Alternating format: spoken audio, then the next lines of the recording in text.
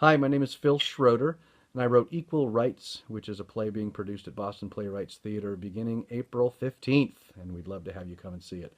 I got into playwriting actually much later than probably most people do. I was a composer in music for many, many years in San Francisco. And life changed, and I found myself in Boston at Boston Playwrights Theater with we have a mutual friend, Kate Snodgrass, and I do, and she introduced us. And I asked if I could join the program, and Kate said yes, and the rest has been a long, long history. And I was feeling very ready to learn to tell stories as opposed to just score stories. And so it's been a great process. It's been a lot of learning, a lot of digging deep into thinking and intellectual pursuits and things that more than I ever thought I would do. But it's been fantastic. The background of the play is drawn mostly from the fact that I'm a feminist and that I believe very much in equality for everyone. But more than that, theatrically and dramatically, I was finding myself very interested and transfixed by political plays, things by Tom Stoppard and Mamet, of course. And it occurred to me that I wasn't really aware of a play that dealt with feminism in any way, that felt cutting edge, that felt where feminism is today, and explored some of those things that are very different from second wave feminist politics that go back to the 70s and 80s and even into the 90s.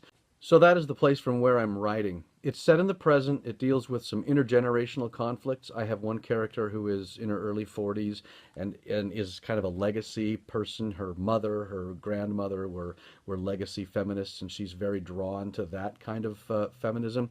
And her niece is 20 years younger, and what she knows about the world of feminism is pretty much what she's read in books and experienced in college, and she's very, very assertive and wants to own that world, but the world is very different when she arrives.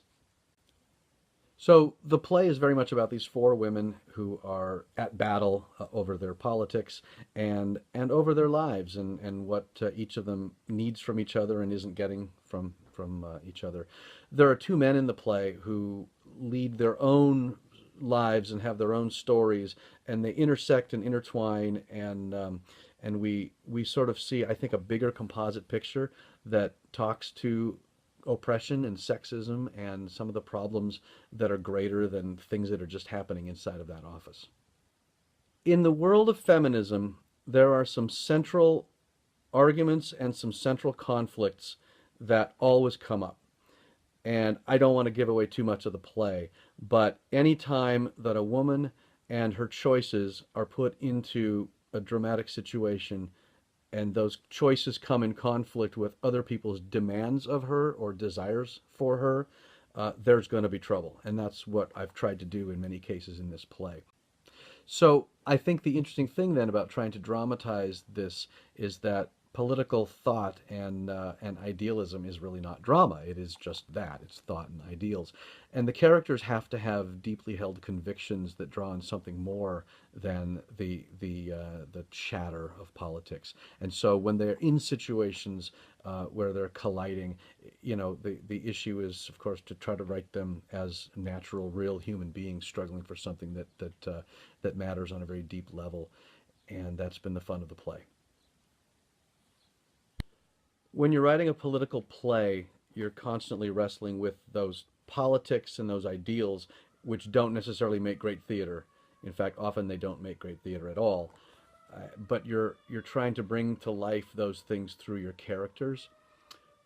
It's been a constant battle. My early drafts were very, very much. You could have scripted them as news pieces. They were one person saying this and the other person saying that and the other person saying this, and it was this kind of back and forth about I'm a liberal, I'm a conservative. Well, you can't think that and you can't think that, and it was a great way for me to flesh out each character, but it didn't make for very good drama. I really hope that this play says something to people, asks questions, raises issues, sends people away um, with a different perspective maybe than they that had before coming in.